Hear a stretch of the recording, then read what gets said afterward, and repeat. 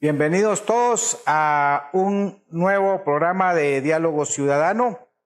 Para mí es de mucho gusto y especial porque iniciamos el mes de septiembre, un mes de celebración de acontecimientos que para los quetzaltecos lo hace muy especial. Extrañamos en esta ocasión nuestras fiestas de independencia, nuestros desfiles, nuestras carrozas, nuestra feria centroamericana. Estamos llegando a los 200 años de independencia. Lamentablemente nos vamos a ver restringidos por el tema de pandemia que todos estamos luchando para sobrevivir al mismo, y pues les deseo mucha suerte a todos y a que así lo puedan lograr. Hoy tenemos como invitado especial al licenciado Miguel Ángel de León Soto, un quetzalteco insigne, historiador, político y de gran trascendencia. Escogimos este tema histórico para conmemorar precisamente ese aniversario patrio, ese aniversario independentista que poco a poco los vamos a ir llevando en el transcurso de la historia, haciendo una remembranza primero de la época colonial y posteriormente de los primeros años de la República Federal, pero por sobre todo haciendo énfasis en lo que fue nuestro sexto estado de la Confederación Centroamericana de los Altos. Miguel Ángel, bienvenido. Esta es tu casa. Qué alegría tenerte por acá. Muchas gracias, Eric. Te agradezco muchísimo la invitación. Espero que entremos en un diálogo que sea de gran beneficio para todos los que nos van a escuchar. Claro que sí, Miguel Ángel. Uno de los objetivos es poderle compartir a nuestras nuevas generaciones toda esa historia tan rica de nuestro municipio, de nuestro departamento y de nuestra región, que fue de gran influencia tanto social como económica desde un inicio de la gestación de la República. Comenzaremos con la primera parte, con el tema de la época de conquista, como el valle de Quetzaltenango, en sus llanos de Urbina, en su área de Olintepeque, en su bella villa de Salcajá, que fue el escenario donde realmente se desenvolvieron los acontecimientos más importantes de aquella época con la llegada española a nuestro territorio. Pues muchas gracias, vamos a iniciarlo. Recordemos de que en los primeros días del mes de diciembre de 1523 salió un grupo de soldados españoles comandados por Pedro de Alvarado y acompañados también por unos indígenas mexicanos, los tlaxcaltecas. Entonces fueron enviados por Hernán Cortés para que pudieran apaciguar toda la parte del Golfo de Tehuantepec y entraran a Guatemala a la conquista de los reinos que tenían conocimiento, que eran muy importantes. Ellos ingresan por el río Suchate y recordemos que llegan al área de Zapotitlán y ahí hay una pequeña confrontación. Y entonces deciden después, por el Valle de Parajunoc, subir a todo el altiplano aquí de Quetzaltenango. Y entonces es lo que nosotros conocemos como la Cuesta de Santa María. Ellos fueron los que le pusieron el nombre así a este volcán, pero el nombre en ese tiempo era de Piacul o Ixcanul, que en lengua mam significa montaña grande, montaña gigante. Bueno, aparecen en el altiplano y prácticamente la primera confrontación la tienen en el llano de Olintepeque. Ahí está un lugarteniente de Tecunumán, nuestro héroe nacional, el príncipe Azumanché. Entonces él confronta, digamos, a los invasores y él pierde la vida, y es tanta la sangre derramada que ese pequeño río se tiñe de sangre, y de ahí viene el nombre de Xequigel, río debajo de la sangre. Interesante, Miguel Ángel. Estamos hablando ya del año 1524, me parece, cuando las huestes españolas empiezan a ingresar a nuestro valle de Quetzaltenango, teniendo realmente el primer enfrentamiento, como tú dices, en la ubicación de lo que hoy por hoy es Olintepeque. Está ubicado al norte de nuestro municipio. Ok, luego me parece viene un lapso ahí ¿cómo se llama? De no violencia, y ellos, me parece, hacen el primer asentamiento español en Centroamérica, que corresponde a lo que hoy por hoy es la vía de Salcajá. Y le agradecen a la Virgen de la Conquista, me parece, debajo de algunas ramas de algún árbol, donde hoy por hoy se ubica la ermita de Salcajá. Sí, el historiador don José Miguel Vidaurre relata de que 2 días después de la batalla de Olintepeque llegan a Salcajá. En ese tiempo se llamaba Salcajá, donde existía una rama del reino quiché. Y entonces dicen, tomaron el poblado sin resistencia alguna. Y los indígenas que acompañaban a Pedro de Alvarado lo bautizaron con el nombre de Quetzaltenango. Dice, se celebró misa bajo una enramada, ¿verdad? Entonces ellos traían un lienzo que le llamaban trípticos, o sea que se doblaba en 3, y entonces bajo esa enramada se realizó la primera misa, y es la irradiación de todo el cristianismo para toda la nación guatemalteca. Ok, interesante. Bueno, luego de este acontecimiento nosotros podemos visitar en nuestra vía de Salcajá esa ermita, que esa edificación está prácticamente igual y con los mismos muros y con los mismos contrafuertes, perdón, de lo que era la construcción de aquel entonces. ¿Es así, Miguel Ángel? No, esos muros fueron posteriores. Esos no tienen más de 120 años, exactamente. Porque o sea, no empezaron ellos ninguna edificación inmediatamente después de fundar la vía, sino sí, posterior. Sí principiaron a construir la iglesia, la ermita, y entonces la construyeron únicamente de un material especial, el barro que existía, y le hicieron mezclas, digamos, de liga de tunas, de nopales. Eso le dio consistencia al barro. Y hay una cosa muy especial en esa iglesita, que no tiene cimiento. Las paredes son construidas en forma como de una cuña invertida. Bueno, no tiene cimientos, y después de haberla construido, pues dice, se construyó la primera ermita dedicada al culto del verdadero Dios en honor a la Virgen de Concepción, que denominaron la Conquistadora. Es increíble que en tantos terremotos que ha habido en Guatemala y se han destruido grandes templos, pues ahí está la iglesita parada en 500 años. Sí, tuve el gusto de acompañarte no hace mucho a visitarla, y realmente es algo potencialmente turístico para la vía de Salcajá, que todos deberíamos visitar y conocer. Bueno, luego el desenlace final que se da ya con nuestro héroe nacional, Tecún Umán. ¿Qué nos puedes contar al respecto? Sí, es decir, 3 días después de estar en Salcajá, los conquistadores se trasladan aquí a Xelajú, que quiere decir Xelajú, día 10 en el calendario maya quiché, día del venado, que no tiene que ver nada con los venados de Mazatenango.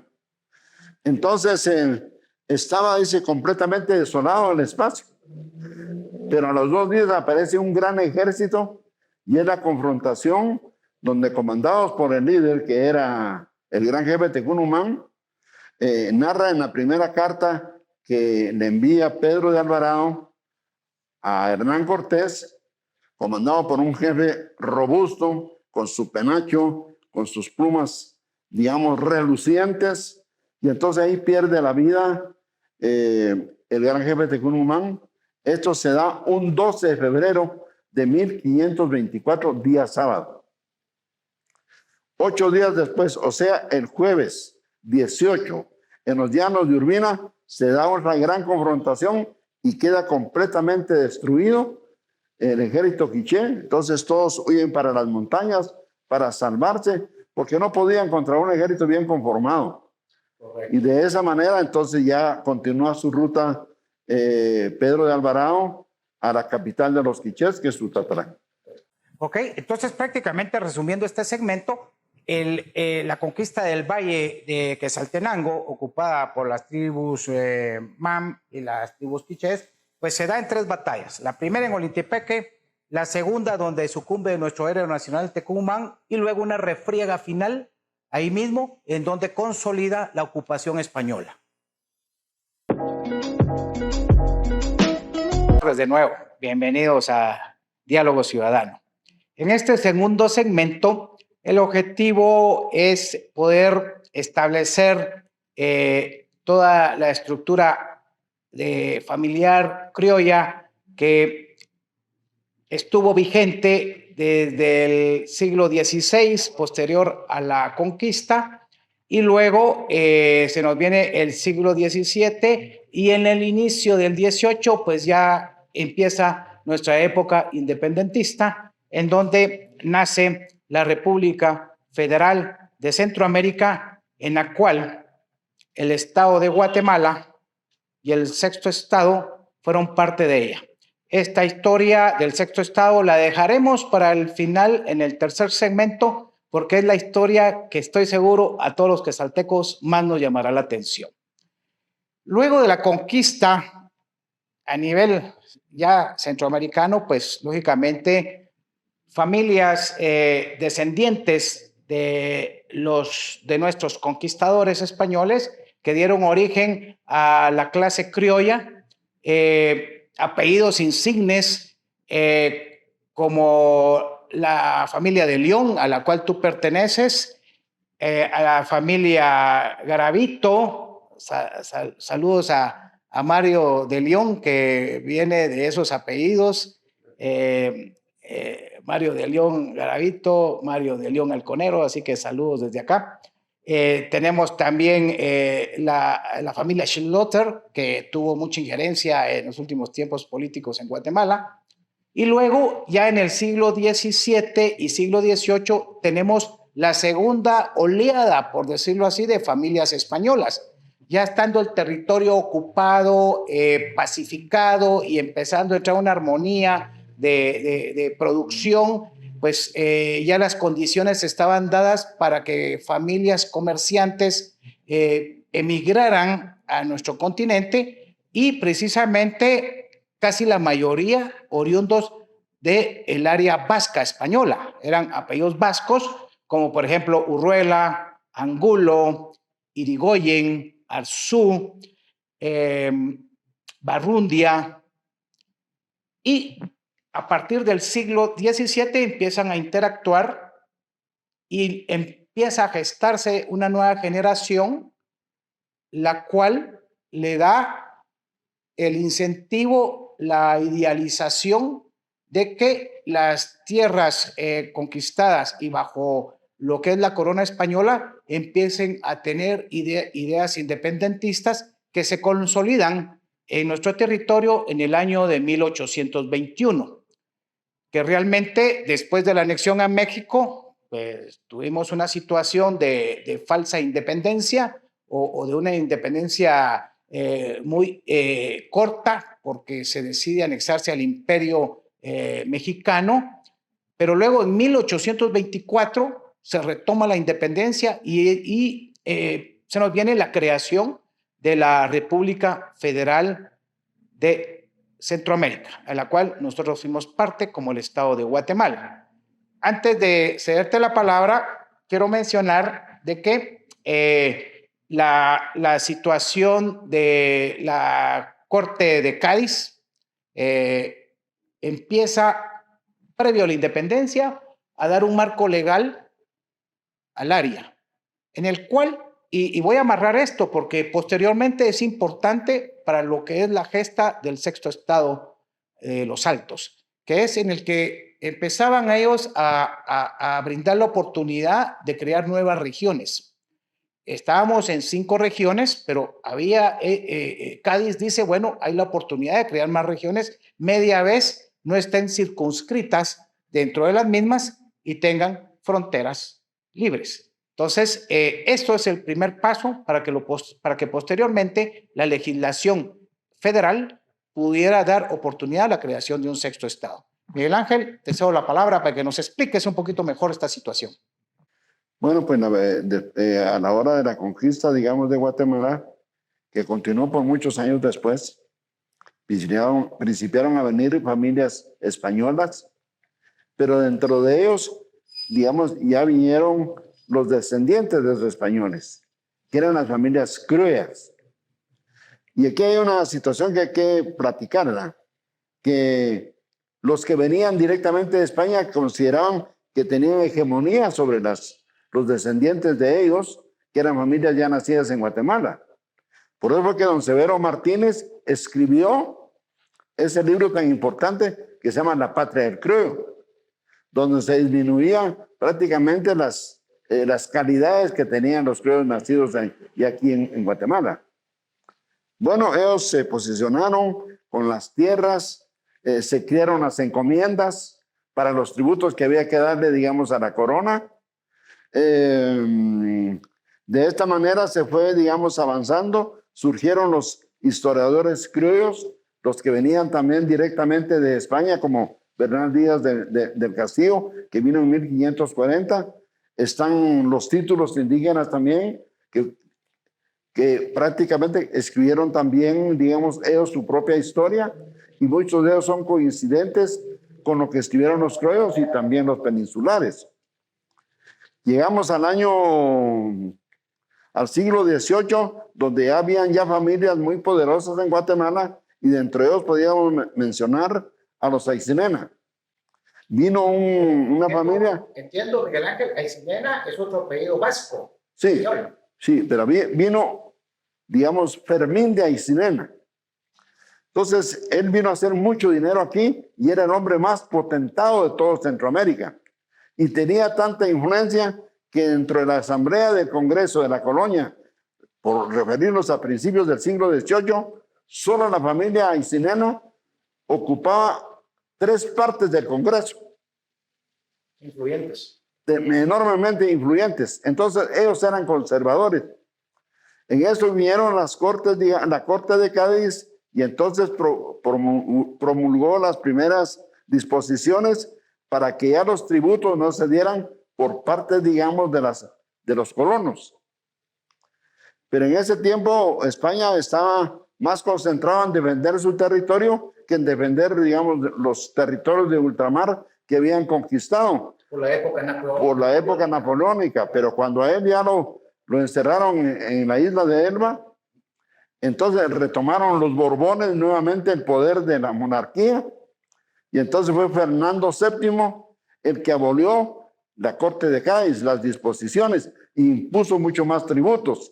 Eso ya vino a disgustar precisamente, digamos, a las familias que ya tenían ya aires de independencia, ya tenían un espíritu independentista, digamos, que se surgía en todos lados.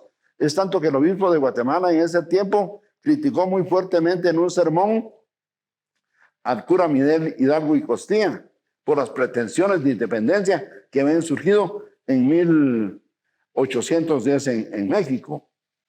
De esta manera, entonces, surgió un movimiento que se formó en el convento de Belén, donde estaban ya hablando sobre ya una independencia, pero alguien se filtró y pasó a las autoridades esa información.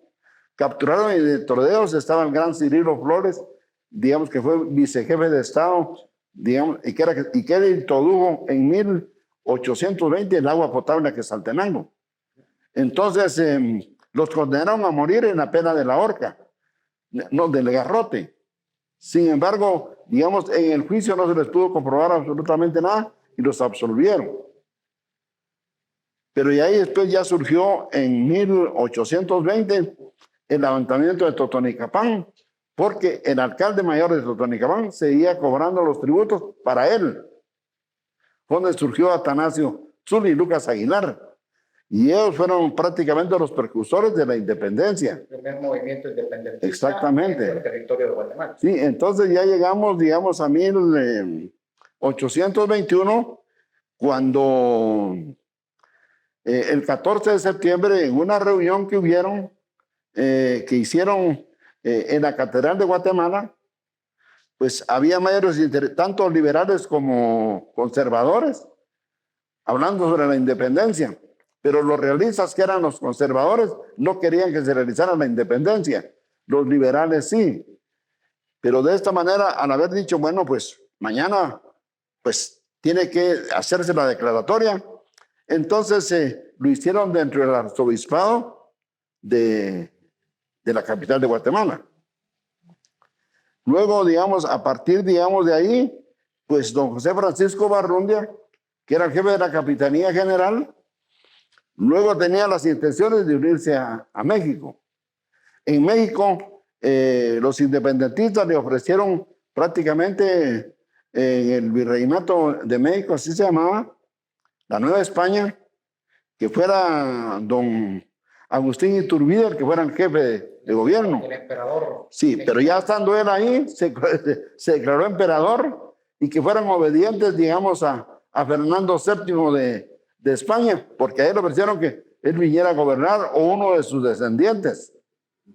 Entonces, recordemos que a principios de 1822 se unen a México para poderse defenderse de alguna pequeña invasión que podía venir de España, que no se realizó, pero para estar más seguros. Bueno, esta unión tardó 1 año y medio, pero cuando cayó el imperio de Agustín Iturbide, el 1 de julio de 1823, entonces regresan prácticamente, digamos, todos los países de Centroamérica, y entonces es cuando se forma la Federación Centroamericana, se llama una asamblea, y entonces cada estado tenía su propio jefe de estado.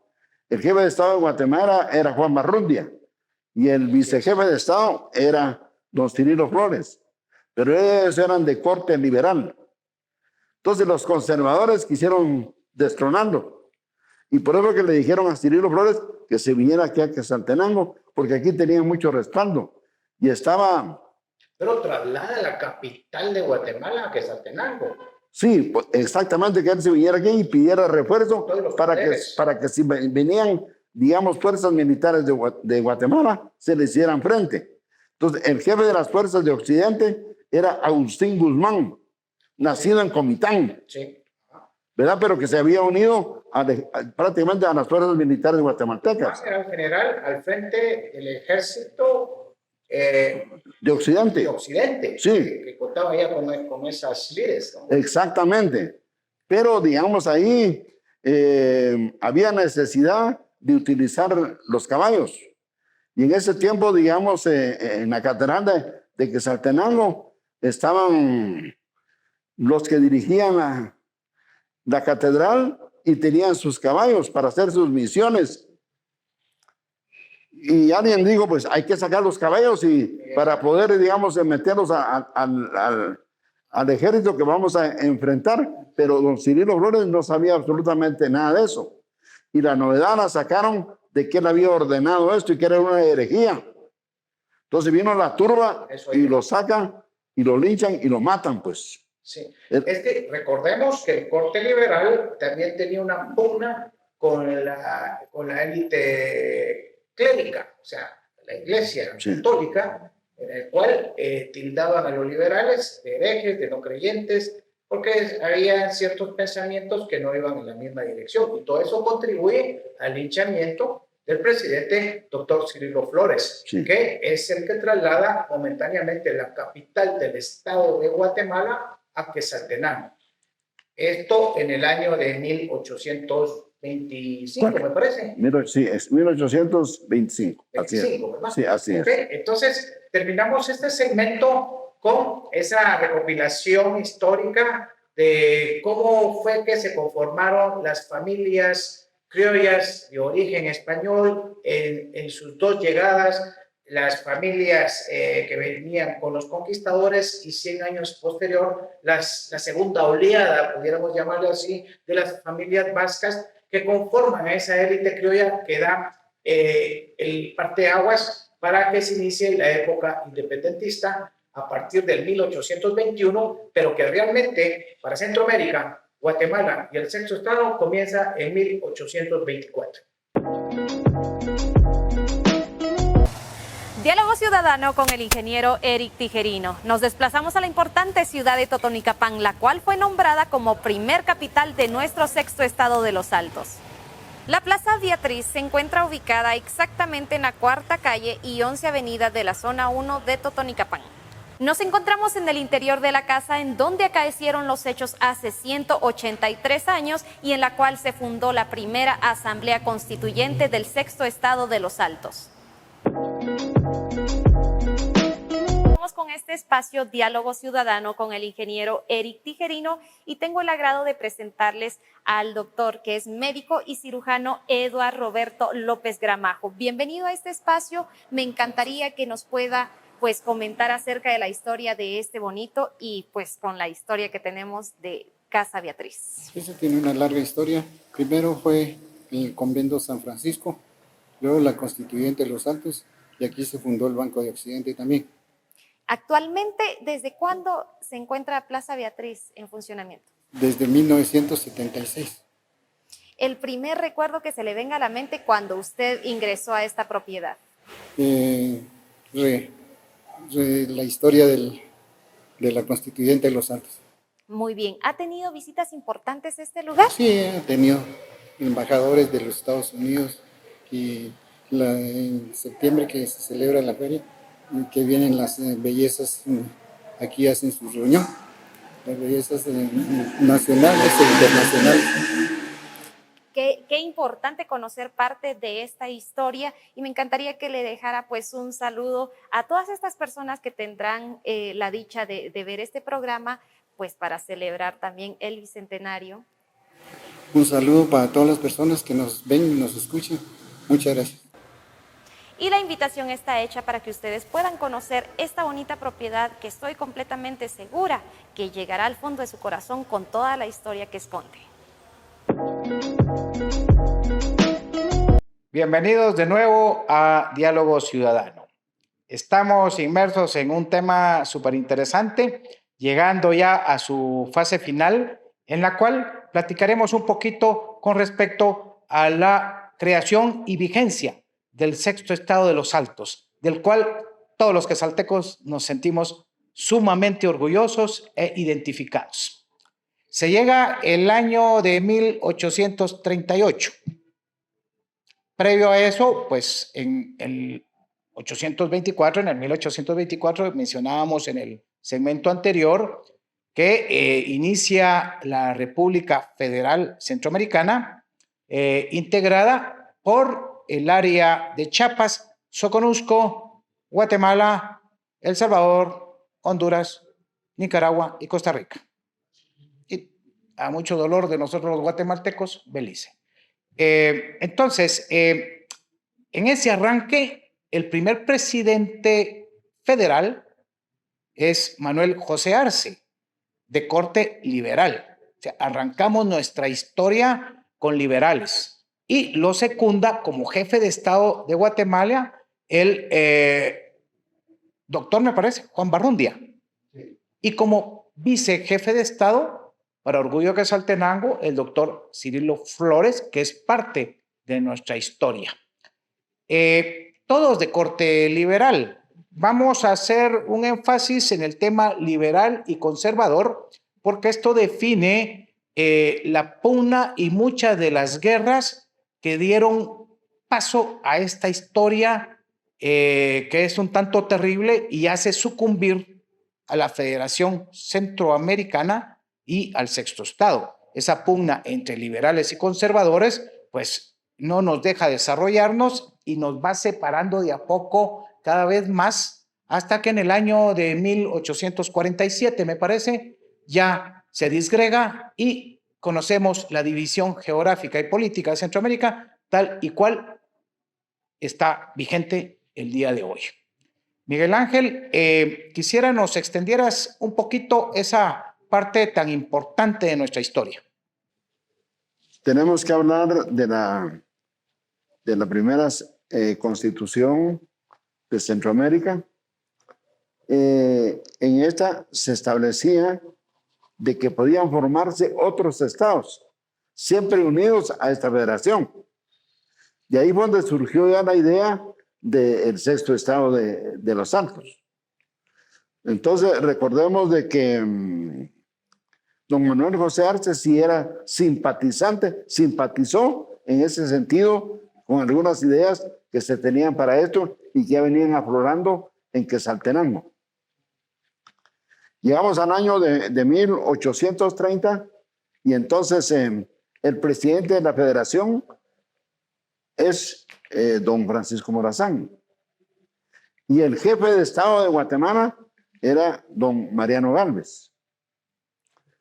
Don Mariano Gálvez llega hasta en el año de 1837 y es importante, digamos, hablar de esto porque estamos acostumbrados aquí en Guatemala a muchas bolas. Por eso decía nuestro premio Nobel de Literatura, don Miguel Ángel Asturias, que Guatemala era el país de las bolas, de las balas y de los bolos. Sí, sí, lo recordamos. Y entonces en el año 1827 surgió una peste que era el cólera morbus y que le llamaban en ese tiempo el tabardío, le llamaban tabardío. Sí, este es un contagio de tabardío. No sé por qué le pusieron, digamos así.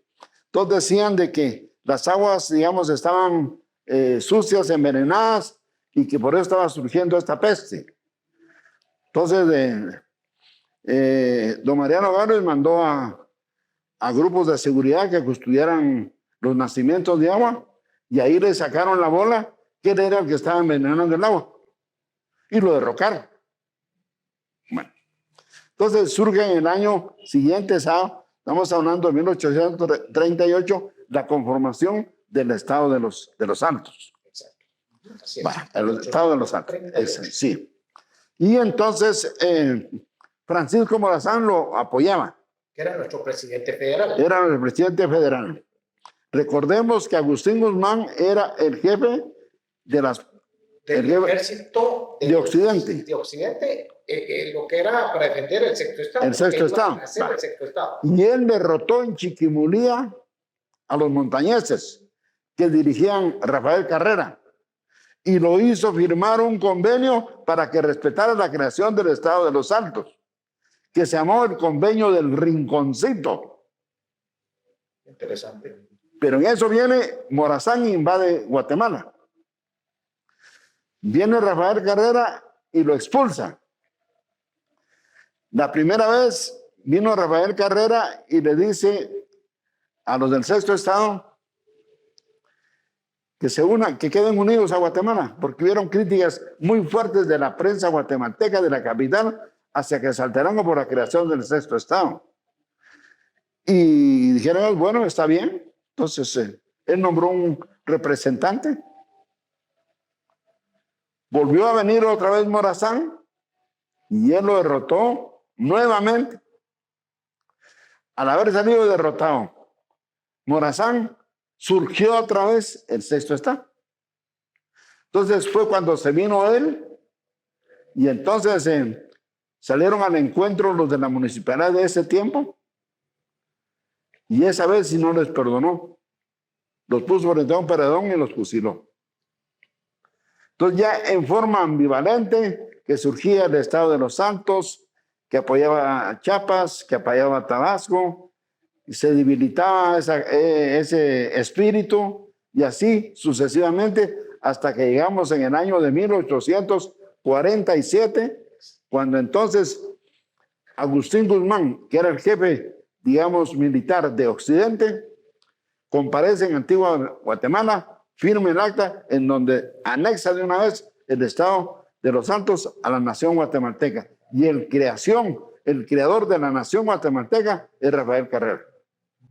Él le llaman el padre de la República. Cabalmente en 1847. Hacemos un pequeño resumen al respecto.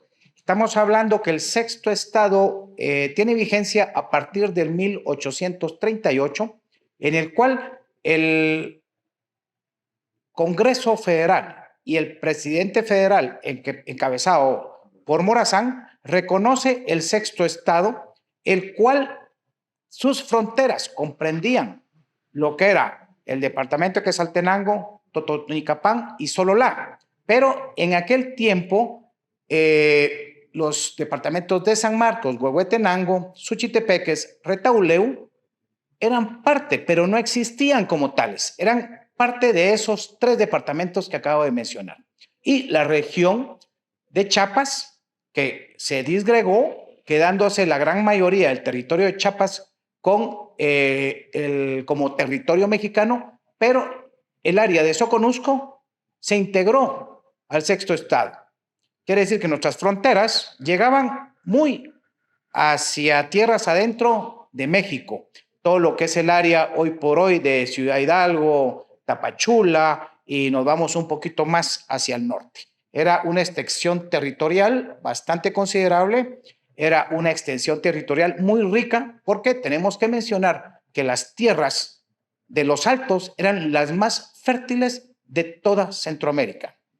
El sexto estado era el principal proveedor de granos y riqueza para todo el estado de Guatemala y muchos de los estados de Centroamérica. Estas situaciones generan envidias, generan temores económicos en el estado de Guatemala, y pues hace y presiona a que desaparezca y que nuevamente este territorio pase a ser parte de la República de Guatemala, tal y como existe hoy en día. Tenemos que mencionar también que cuando en la segunda invasión de Carrera, en la cual ya logra sojuzgar al sexto estado, pues fusila a sus connotables líderes. Si no estoy mal, Miguel Ángel, y si estoy me corriges, es al norte del Parque Centroamérica, en el edificio que hoy por hoy ocupa el Banco de Occidente, que estamos hablando de la 4ª calle y 12 Avenida Esquina, que ahí aún no existía ese edificio. Lo que existía, si no estoy mal, era un portal de comercio que se denominaba el Portal de Sánchez. Ahí fusilan al que encabezaba los mandos, que era el doctor Molina, si no estoy mal, el vice, que era de apellido Hernández, y los síndicos de apellido Pacheco. Creo que ahí estamos más o menos en nuestra historia. Luego llegamos al Arango, Briones. ¿Quién más tendríamos ahí, Miguel Ángel? Ahí estamos, ¿verdad? Ok. Familias y apellidos que siguen siendo nuestros, que siguen siendo quetzaltecos, pero que fueron parte importante de nuestra historia. 1838, 1847. Años de gloria para Quetzaltenango. Nos encontramos en el frontispicio de la Casa de la Cultura. Dicho lugar alberga en su Museo de Historia el decreto de creación del sexto estado de los Altos con las respectivas firmas en nuestra ciudad.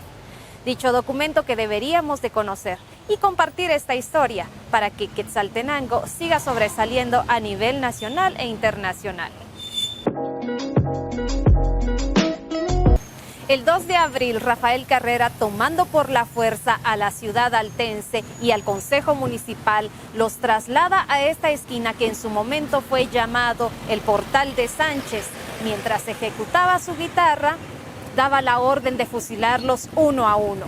En esta plaqueta mencionamos a los que en su momento conformaron el Consejo Municipal, iniciando por el alcalde primero Roberto Molina y Mata, alcalde segundo Félix López Monzón, regidor Pedro Meoño, alcalde auxiliar Felipe Hernández, secretario Manuel Pivaral, regidor Mariano Pacheco y regidor Marcelino Pacheco.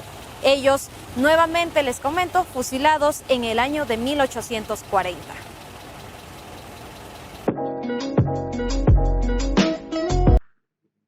Queridos seguidores, lamentablemente llegamos al final de nuestro programa.